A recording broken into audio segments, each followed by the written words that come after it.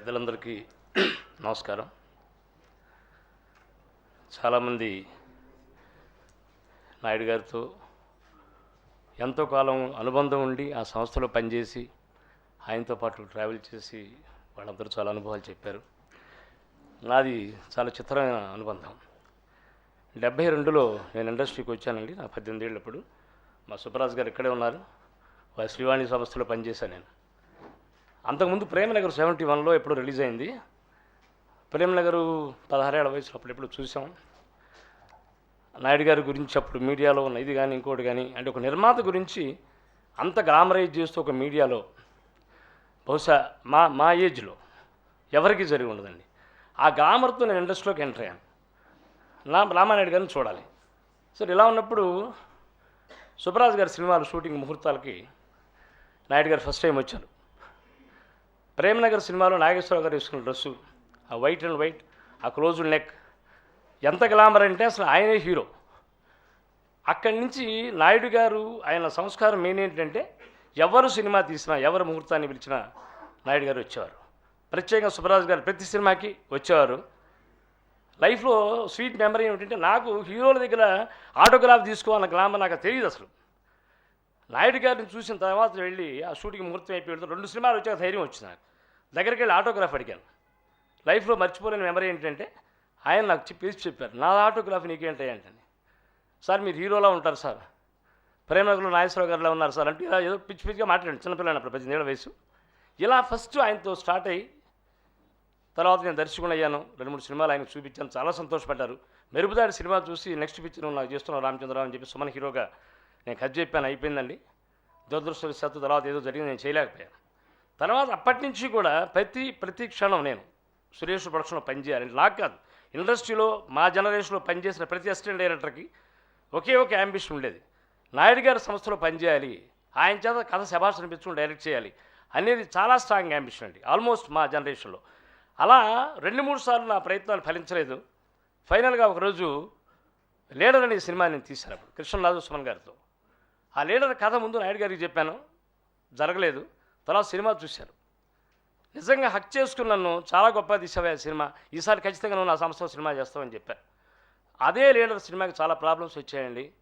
వస్తే ఆయన దగ్గర కూర్చుని ఆ సినిమా రిలీజ్ అవ్వడానికి ఆయన నాకు చేసిన హెల్ప్ జీవితంలో మర్చిపోలేను. అంటే ఇప్పటిదాకా ఆ సంస్థలో ఉండి పనిచేసి ఆయనతో అనుబంధం పంచుకున్న వాళ్ళకి ఆయన చేసిన సాయం గొప్పే. కానీ నేను ఆయనతో నాకు అనుబంధం లేదు, ఆయన సంస్థలో నేను పనిచేయాల. కానీ ఒక ఇండస్ట్రీలో ఈ ఇండస్ట్రీని నమ్ముకుని 18 ఏళ్ల వయసులో టెక్నీషియన్ వచ్చి తను దర్శకుడిగా ఇన్ని సినిమాలు తీసి నిర్మాతగా మారి నిర్మాతగా సినిమాలు తీసి నష్టపోతున్నాడు అన్నప్పుడు ఆయన రియాక్షను, ఆయన ఇన్వాల్వ్మెంటు నన్ను మళ్ళీ దారిలో పడేయడానికి ఆ లీడర్ సినిమాలో ఆయన చేసిన ఇది నేను జీవితంలో మర్చిపోలేను. ఆ తర్వాత మళ్ళీ నేను దారిలో మళ్ళీ అప్పుడు అన్నారు, నువ్వు మళ్ళీ ఇంకా ఈ దెబ్బ నుంచి నువ్వు కోలుకుంటావు లేదు చెప్పలేను రామచంద్రరావు అంటే కరెక్ట్గా 1 ఇయర్ తిరగకుండా సహనం అనే సినిమా, ప్రకాష్ రాజ్ గారు అందులో మేజర్ రోల్ అనేది దాని ద్వారా వచ్చారు. నాయుడు గారిని పిలిచాను ఓపెనింగ్కి, స్టూడియోలో జరిగింది ఓపెనింగ్కి. ఆ ఓపెనింగ్కి చూసి మళ్ళీ ఒకసారి హక్ చేసుకున్నారు, నువ్వు నిలబడతావా డెఫినెట్గా, అంత దెబ్బ తర్వాత నువ్వు మళ్ళీ ఈ సినిమా 1 ఇయర్ తిరగకుండా మొదలుపెట్టావు. నేను నిర్మాతగా అండి, అప్పటి నుంచి నిర్మాతగా ఆల్మోస్ట్ నేను కంటిన్యూ అయ్యాను.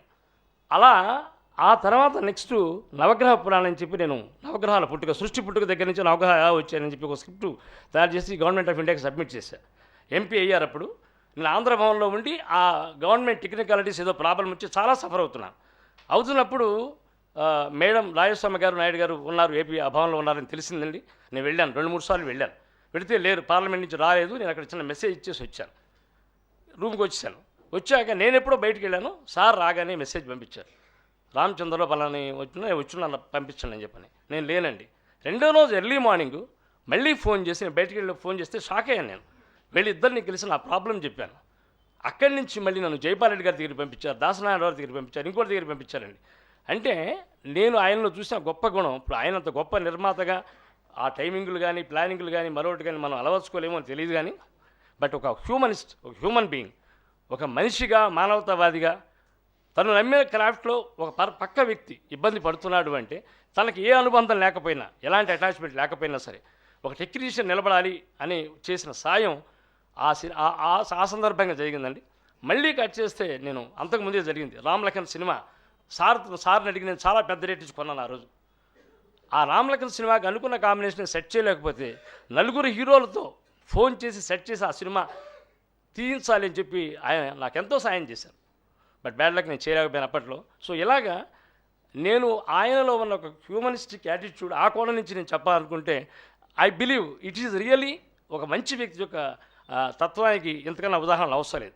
తనకి ఎలాంటి అటాచ్మెంట్ లేకపోయినా ఒక టెక్నీషియన్ ఇండస్ట్రీ నమ్ముకున్న ఒక వ్యక్తికి ఇబ్బందుల్లో ఉంటే ఏమాత్రం ఆయన దృష్టికి వెళ్ళినా సరే హెల్ప్ చేసి ఆయన యాటిట్యూడ్ అన్ఫర్గెటబుల్.